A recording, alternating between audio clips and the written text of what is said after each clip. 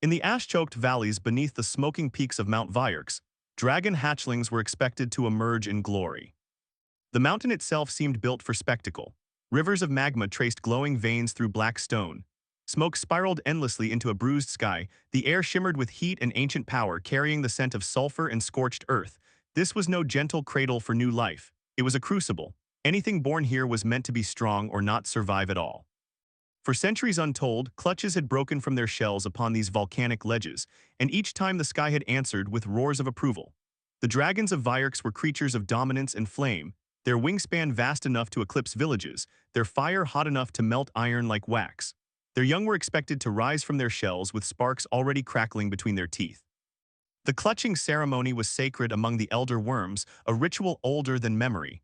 It was not merely a birth, it was an evaluation.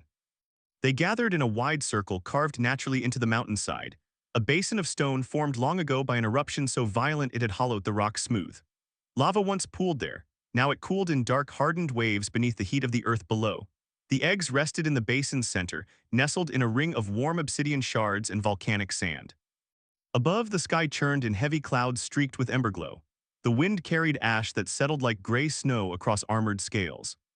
Dragons perched along the surrounding cliffs in ascending ranks according to age and strength. Their bodies were monuments of muscle and fire. Crimson, obsidian, bronze, and cobalt scales gleamed in the light of molten cracks that spidered across the stone. At the highest ledge stood High Matriarch Azra the Crimson. Her wings were vast and battle-scarred, the membranes dark as dried blood. Her horns curved backward like twin scythes, and when she breathed, smoke drifted from her nostrils in steady ribbons. The molten gold of her eyes held the weight of centuries. She had seen empires rise in the lowlands and crumble into dust. She had watched rivers carve new paths through valleys. She had judged dozens of clutches. Beneath her, slightly apart from the elders, stood the brood mother of the clutch. Her scales were a softer copper, dulled by exhaustion. She coiled protectively near the eggs, her great head lowered, nostrils brushing their shells. 5 eggs lay before the gathered assembly. They were smaller than most. Even before the first crack appeared, murmurs rippled through the ranks. A low vibration hummed from throat to throat, not quite words but unmistakable doubt. The brood mother stiffened. "It is the heat," one elder muttered from a nearby ledge. "The magma ran thin this season." "Or the bloodline weakens," another replied. Azra's tail struck the rock once. Silence fell instantly. The first egg trembled. A fine fissure traced across its charcoal shell. A sound came from within, not the sharp, defiant screech of a dragon demanding the world make space for it, but a thin scraping, hesitant and uneven. The crack widened. The shell split. A tiny claw emerged. It was pale, almost gray, and far too slender. A hatchling struggled free, tumbling awkwardly onto the volcanic sand. It coughed not fire but dust. Its scales were not the deep, lustrous red of its mother nor the obsidian black of its sire. They were mottled and dull like cooled ash. Its wings unfolded with difficulty, membranes wrinkled and thin as torn parchment. The basin remained silent. The hatchling lifted its head, blinking at the circle of towering figures surrounding it. Its eyes were large, uncertain. It opened its mouth and exhaled. A wisp of smoke drifted out. Only smoke. Azra did not move. The brood mother's body tensed. A second egg cracked. This one split faster, but what emerged was no stronger. The second hatchling stumbled over its sibling, legs wobbling beneath a body that seemed slightly too heavy for its frame. It tried to stand tall as instinct demanded, but its knees buckled. It fell hard against the stone with a pitiful scrape of claw. A ripple of disapproval traveled through the gathered dragons like a gust of wind through dead leaves. The third egg opened with a hollow pop. This hatchling's scales were even duller, tinged with a faint, uneven pallor. One of its wings unfurled crookedly, the membrane slightly shorter along one edge. It shook itself and let out a small hiss that barely carried beyond the basin. No sparks followed. The fourth egg rocked violently before splitting. For a brief moment, hope stirred among the elders. Movement meant strength, struggle meant fire. But when the hatchling emerged, it lay still longer than the others, sides fluttering rapidly with shallow breaths. Its chest rose and fell as though the air itself weighed upon it. When it finally managed to open its mouth, a faint shimmer appeared, then vanished like a dying ember. The fifth egg took longest of all. By now the murmuring had begun again, quieter, sharper. The brood mother lowered her head protectively over the remaining shell. It cracked. The smallest hatchling slid into the world. It was painfully small. Even against its already undersized siblings, it seemed fragile, its ribs faintly visible beneath thin scales, its limbs delicate. Its eyes blinked slowly, unfocused. When it tried to push itself upright, it trembled so violently that it collapsed onto its side. The basin, which had once echoed with triumphant roars for other clutches, remained heavy with silence. Azra the Crimson descended from her perch. Each beat of her wings stirred ash into spiraling columns. She landed at the basin's edge with a thunderous impact that rattled loose pebbles down the slopes. Her shadow swallowed the hatchlings entirely. The broodmother stepped back instinctively. Azra lowered her horned head.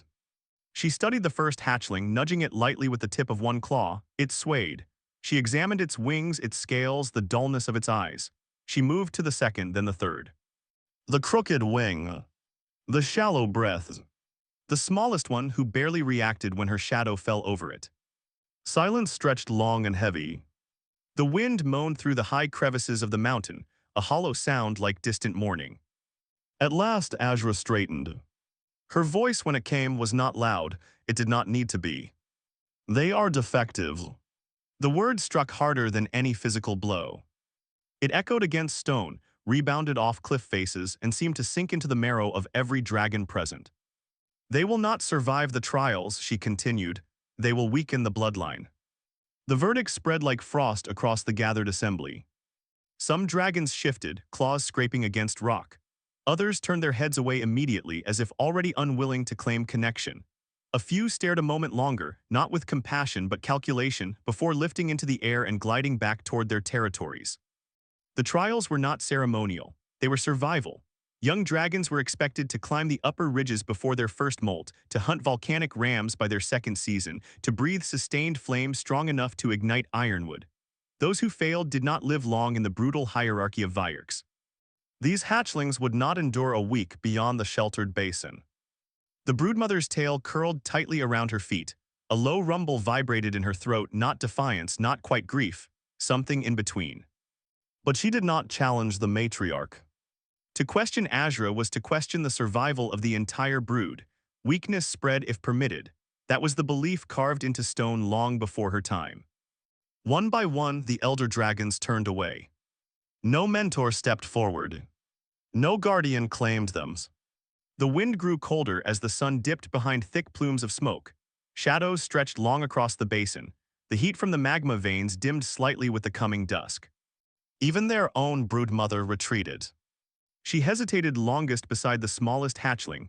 Her snout hovered inches above its fragile body. It made a faint chirping sound, soft, almost hopeful. Her wings trembled. Then with a strained motion, she turned and climbed from the basin, ascending toward the higher cliffs without looking back.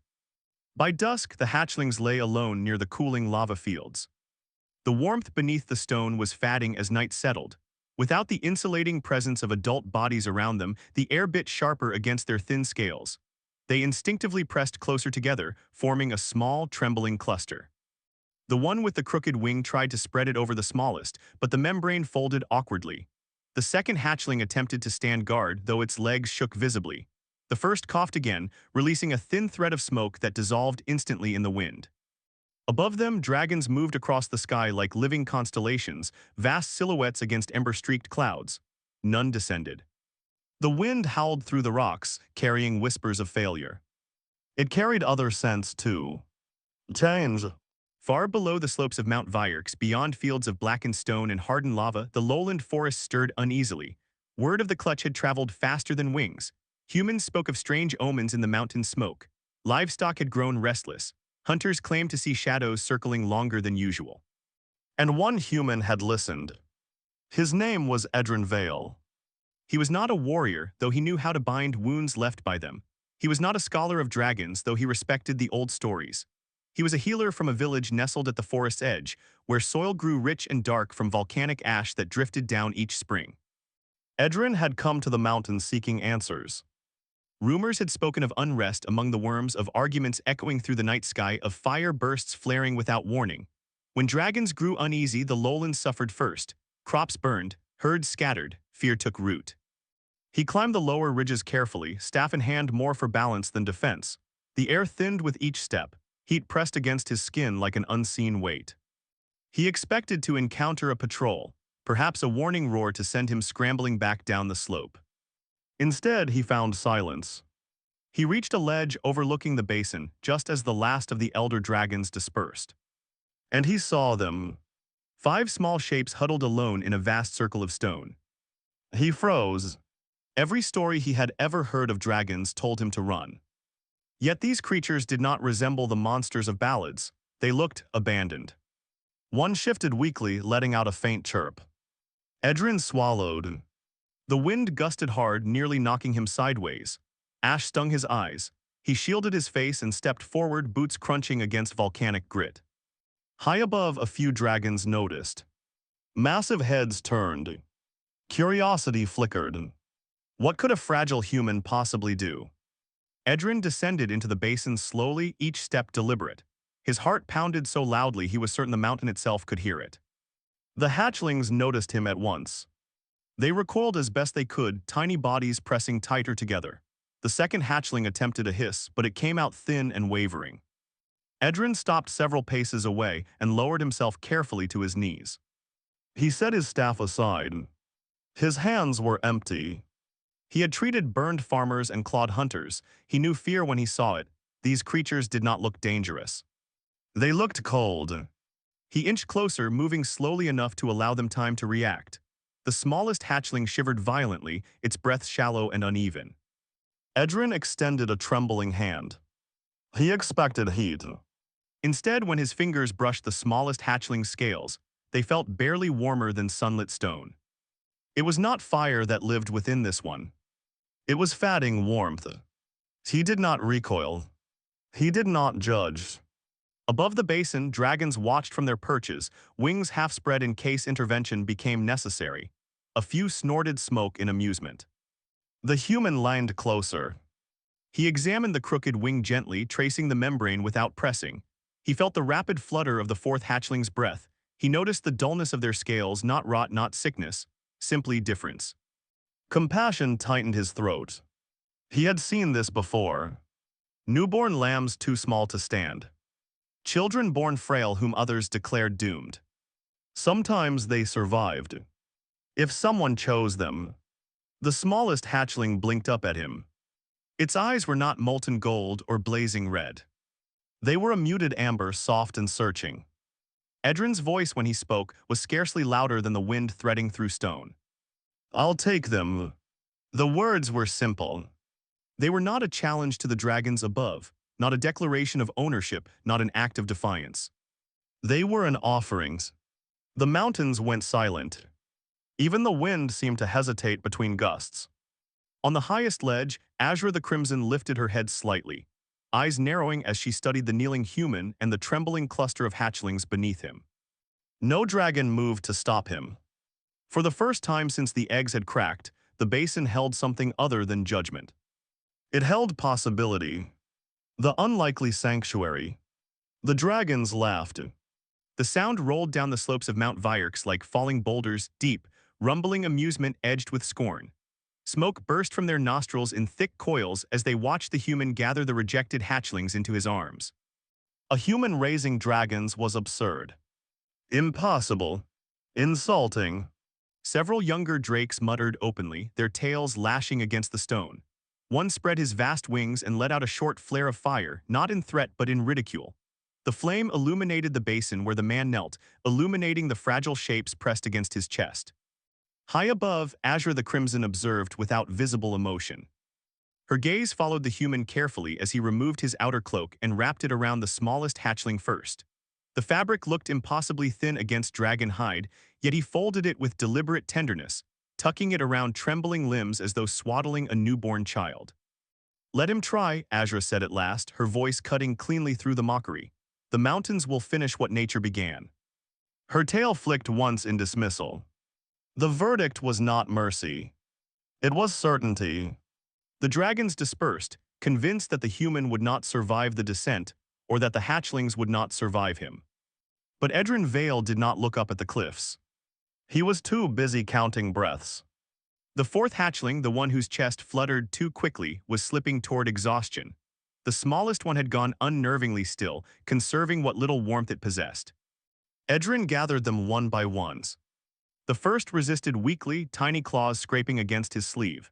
He spoke softly as he adjusted his grip, murmuring reassurances in a voice steady despite the thunder of his pulse. "I know," he whispered, "I know it's frightening." The second hatchling attempted a hiss, but its legs buckled again. Edrin caught it before it struck the stone.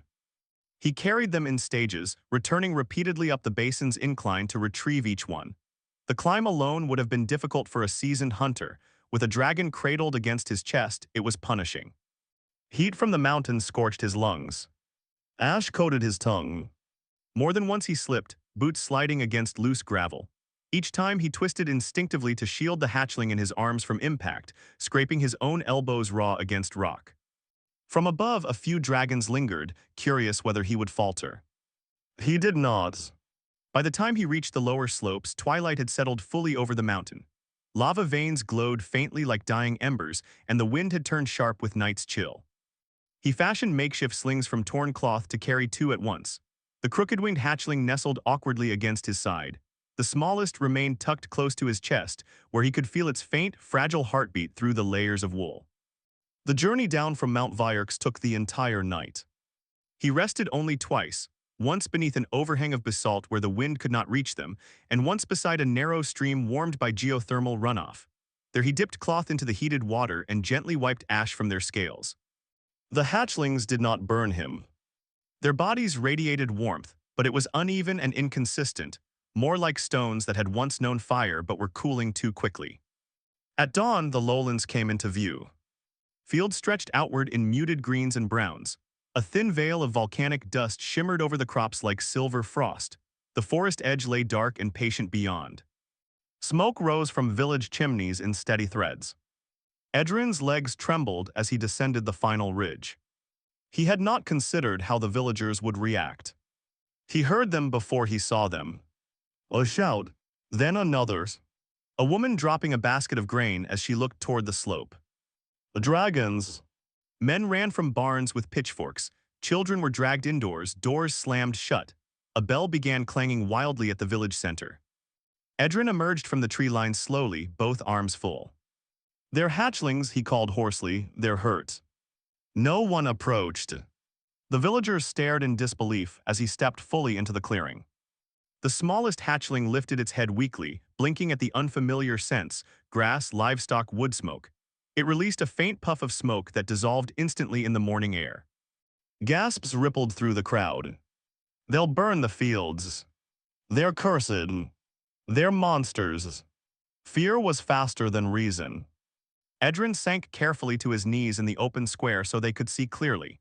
He loosened the wool cloaks and revealed the trembling creatures inside. They were too weak even to frighten properly.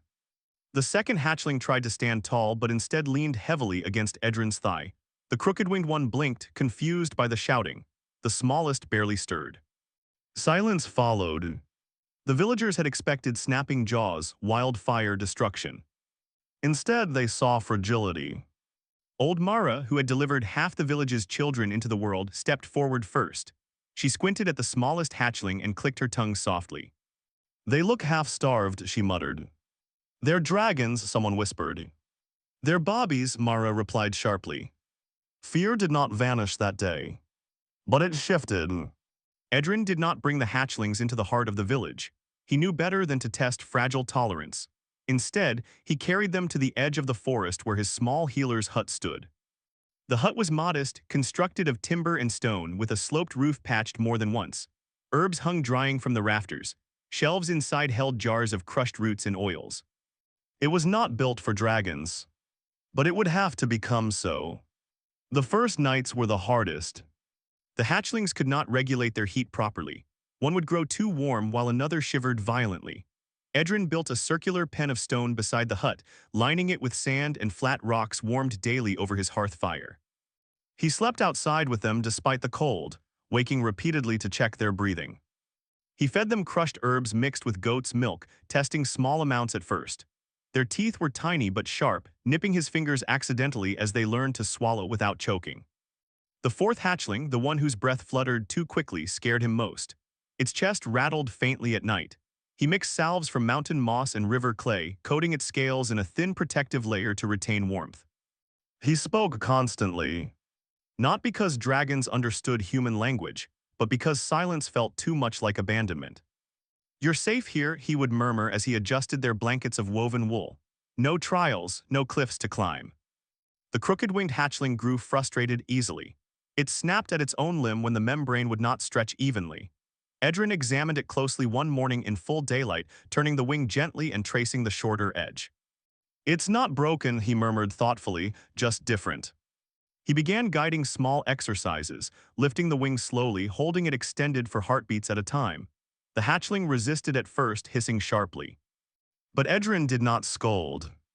He waited. When the hatchling finally held the wing open without collapsing, he smiled as though witnessing triumph. Weeks turned to months. The villagers watched from a distance at first. They expected disaster daily, a stray spark igniting fields, livestock torn apart. Instead, they saw something stranger. The hatchlings followed Edrin like oversized, awkward dogs. They tumbled clumsily through grass. They chased insects. They wrestled in short bursts before collapsing into exhausted heaps. The smallest one, once barely breathing smoke, began to exhale something new. It happened by accident. A child from the village had scraped her knee on a stone near the forest edge. She had wandered too close to the dragon pen despite warnings. When she fell, she cried out sharply. The smallest hatchling startled and scurried toward the sound. It opened its mouth, not in aggression but confusion. A soft, shimmering vapor drifted out. The mist settled over the child's knee. The bleeding slowed. The girl blinked in surprise, the sting dulled. Edrin stared. He examined the wound carefully. The flesh looked calmer, the redness fading faster than it should have. The hatchling tilted its head, as though unaware of what it had done. From that day forward, Edrin paid closer attention. He encouraged the smallest gently, observing how its breathing shifted when near injury or distress. The vapor was not fire. It carried warmth, yes, but also something else. A soothing quality, subtle and restorative. Meanwhile, the crooked-winged hatchling discovered balance. Though its membrane was uneven, its body adapted. It learned to pivot mid-leap with astonishing precision. What it lacked in lift, it compensated for in agility. It darted between trees with surprising speed, weaving through branches faster than any hawk could manage. Another hatchling, once mocked for dull scales, revealed a different strength entirely. Under sunlight, its muted coloring reflected light in diffuse patterns that confused predators. When it crouched in tall grass, it nearly vanished. They were not lesser dragons. They were different dragons. Edrin never demanded they prove themselves. He did not compare them to the fierce worms of the peaks, whose shadows occasionally crossed the sky overhead. He did not measure their flame against legend. When they stumbled, he steadied them. When they grew frustrated, he listened. There were setbacks.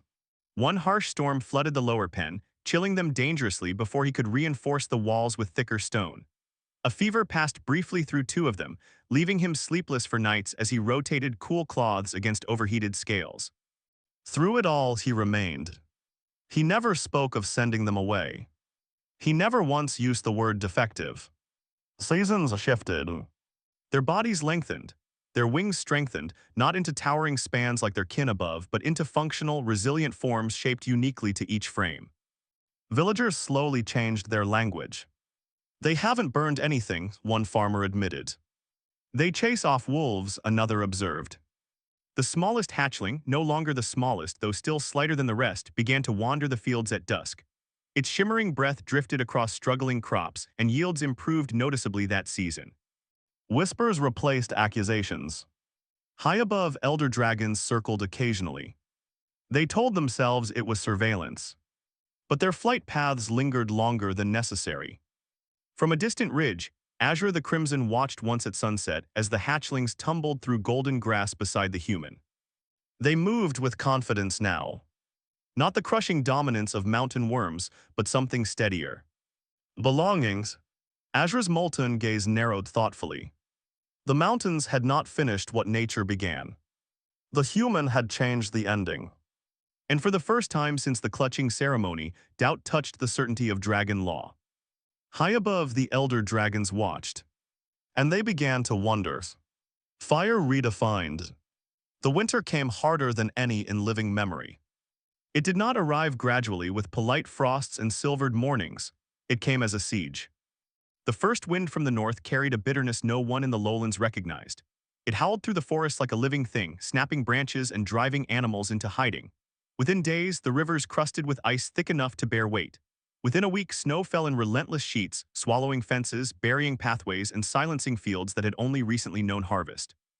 Even the slopes of Mount Vyerks felt its bite. The mountain that had always breathed heat now exhaled steam into frigid air. Ice crept in pale veins across black volcanic stone, cracking and hissing where it met residual warmth. Lava flows dimmed beneath layers of hardened frost. Ash that once drifted warm now fell cold and heavy. Dragons did not fear weather. They were born of flame and fury. But this cold was not ordinary. It smothered. It pressed inward as though determined to extinguish something ancient. In the lowlands, villagers barricaded doors and reinforced roofs. Livestock huddled in cramped barns. Smoke from chimneys rose weak and thin before being torn sideways by the wind. At the forest's edge, Edrin Vale reinforced the stone walls of the sanctuary he had built. The dragons, no longer hatchlings, yet not fully grown, clustered within the shelter, their breath fogging the air in uneven plumes. They had grown. Their limbs were stronger, their wings broader, their movements confident. Yet compared to the towering worms of the peaks, they remained smaller, leaner, shaped by different trials. The smallest, though no longer small, stood near the entrance, amber eyes watching the snowfall with quiet intensity. When it exhaled, faint shimmering mist warmed the air in a gentle radius. Edrin had come to rely on that warmth more than he ever expected. The storm worsened. 3 nights into its fury, a sound carried through the gale that did not belong to wind or cracking ice. It was a shriek, high and jagged. Not dragons. Not humans. Something else. The dragons of Mount Vyerks launched into the sky almost at once. Dark shapes cut through white chaos as the great worms rose from their perches. Fire flared from their throats, briefly painting the storm in violent orange before vanishing into swirling snow. Edrin stepped out into the blizzard, one arm shielding his face. Shapes moved within the storm's heart. Tall, angular, wronged. Creatures of frost emerged from the white curtain like figures carved from glaciers. Their bodies shimmered in sharp, crystalline edges, limbs elongated and jointed unnaturally. Their eyes glowed with pale blue light devoid of warmth. They did not walk. They glided, skimming across ice with terrifying grace. Where they passed, the snow hardened into slick glass. Trees froze solid, bark splitting from sudden contraction. Ancient and merciless, they advanced toward the lowlands. The first clash came above the forest. A great dragon dove, wings spread wide, releasing a torrent of fire so intense it should have reduced armies to ash. The flame struck a frost creature full in the chest. Steam exploded outward. For a heartbeat, hope flared. Then the fire guttered. The storm swallowed it whole. The frost creature emerged from the cloud of steam with only minor fractures across its icy surface. Those fractures sealed within moments, knitting together with chilling precision. Another dragon attacked from above, talons extended. Its claws shattered part of a creature's shoulder, but at the cost of contact. Frost raced up the dragon's forelimb in jagged lines. Ice formed along the membrane of its wing. The proud worm roared, struggling to maintain altitude as the freezing spread. More dragons joined the fray, their collective fire lighting the blizzard in flashes of desperate brilliance. But the storm devoured flame. Wings iced over. Breath faltered mid-roar. The sky, once their domain, became treacherous. Below, Edrin stood with the dragons he had raised. They watched in silence. The agile-winged one shifted restlessly, claws digging into frozen earth. The reflective-scaled dragon narrowed its eyes at the pale figures advancing between trees. The mist-breather's amber gaze flicked from sky to ground, calculating. Fear was present, but it did not root them. Edrin turned to them, snow gathering in his hair and beard. He did not command. He did not plead. He understood now that they were not weapons forged for his use. They were beings who had chosen him once by remaining. He met each of their gazes in turn. It's your choice, he said simply. No more. No less. The wind howled between them. The decision was theirs. For a heartbeat, nothing moved. Then the agile-winged dragon leapt first. It did not attempt to soar high into the storm's heart. It stayed low, skimming just above treetops where wind resistance was less violent. Its uneven wings beat with sharp precision, angling its body in tight arcs that no full-sized worm could replicate. It darted between frost creatures, advancing along the forest floor. One creature raised a jagged limb, swinging toward it. The dragon twisted midair, crooked wing adjusting instinctively, and raked its claws across the creature's joint. Ice shattered in a spray of shards. The frost creature staggered, balance disrupted. Not destroyed, but vulnerable. Above, a great dragon faltered, one wing stiffening with ice. The reflective-scaled dragon surged upward, not into the thickest storm, but at an angle where pale winter light filtered through clouds. Its once mocked scales caught that light. They did not gleam like polished armor. They diffused, scattering brightness outward in a sudden, blinding flare. The nearest frost creatures recoiled, their pale eyes flickering as the reflected light fractured across their crystalline forms. For beings born of cold clarity, the sudden brilliance disoriented. A wounded elder dragon seized the moment to break free from encroaching ice and dive towards safer altitude. On the ground, two frost creatures advanced toward the village perimeter, their passage freezing wooden palisades solid. The mist breather stepped forward. Snow swirled around its slender form. It inhaled deeply. The air itself seemed to hesitate. Then it exhaled not flame but shimmering vapor. The mist rolled outward in a widening sphere. It did not scorch. It warmed, not with violent heat but with persistent, enveloping comfort. The frost creatures slowed as the vapor touched them. Cracks spidered across their surfaces, not from sudden explosion but from subtle imbalance. The warmth disrupted the cohesion of their icy cores, weakening the bonds that held them rigid. One creature lunged toward the dragon, jagged arm raised. The agile-winged dragon intercepted, slamming into its side with calculated force, driving it backward into a cluster of trees. Wood shattered. Ice fractured. The reflective-scaled dragon swooped low, catching light again and directing it deliberately into the fissures forming along the creature's chest. The mist thickened. The frost creature's movements grew sluggish. Then, with a sound like breaking glaciers, it collapsed into shards across the frozen ground. The other frost creatures adapted quickly. They shifted formation, encircling rather than charging. High above, the elder dragons struggled still, fire flared and vanished, roars echoed with frustration. From the highest ridge, Azra the Crimson watched. Her wings were rimmed with ice. Her breath came heavier than she would ever admit. She saw the smaller dragons moving below, not with brute dominance but with coordination. Not overpowerings. Outmaneuverings. The agile-winged dragon never remained in one place long enough for Frost to anchor. The reflective one created bursts of disorienting brilliance precisely when needed. The mist breather sustained a field of warmth that expanded steadily, reclaiming frozen ground inch by inch. They did not fight like traditional dragons. They fought like themselves. A frost creature lunged toward Edrin. He had remained near the sanctuary, reinforcing villagers, retreat toward stone structures. He did not run. He reached for a fallen torch, though he knew flame alone would not suffice.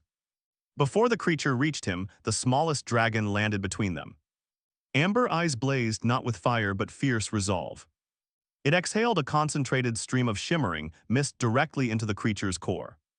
The frost creature shrieked, a sound like wind tearing through crystal caverns. Heat not scorching but relentless, penetrated deeper than any flame had managed. Cracks spread rapidly.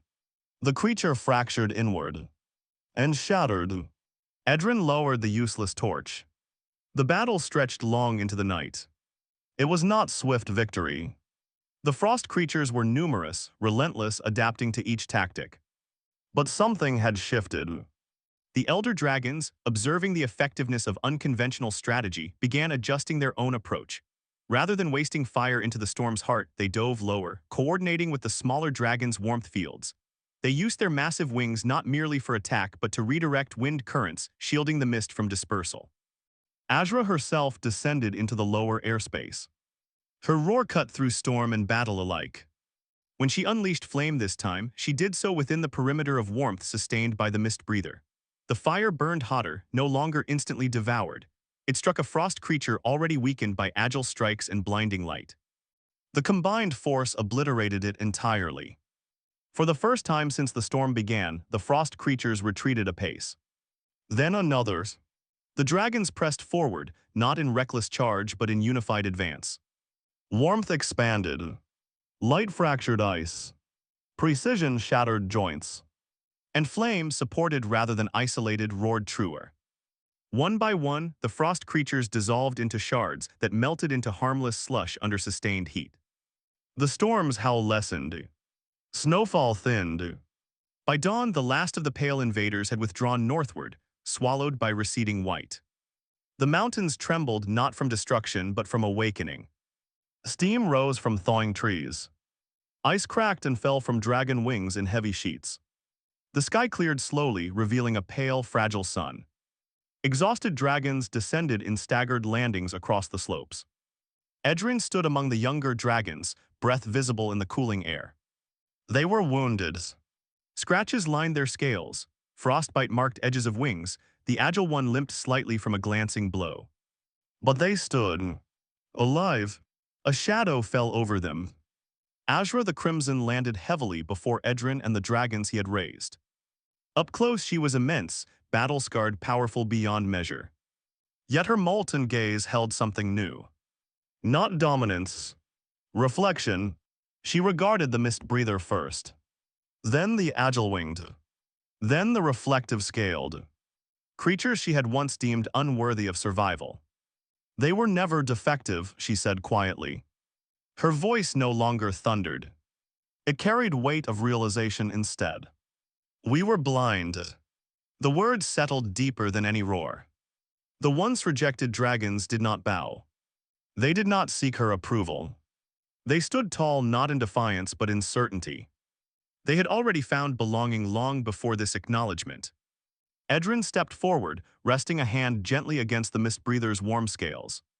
His touch was familiar, grounding. His voice was as gentle as the day he first spoke for them in the basin of stone. I only gave them a chance, he said. He did not claim credit for the battles. He did not diminish their strength by framing it as his achievement. He had offered sanctuary. They had chosen growth. Around them, elder dragons regarded the younger with new respect, not as flawed remnants, not as burdens. As evolution. The storm clouds continued to disperse, revealing blue sky above Mount Vyarx. Steam rose from volcanic stone where ice had once clung stubbornly. Fire had not been extinguished. It had been redefined. And from that day forward, the tale of the defective dragon hatchlings was no longer told as a story of rejection beneath a smoking mountain. It became a story carried on both wind and flame. Of dragons who discovered strength in difference. Of elders who learned humility. And of a human who saw fire where others saw ash.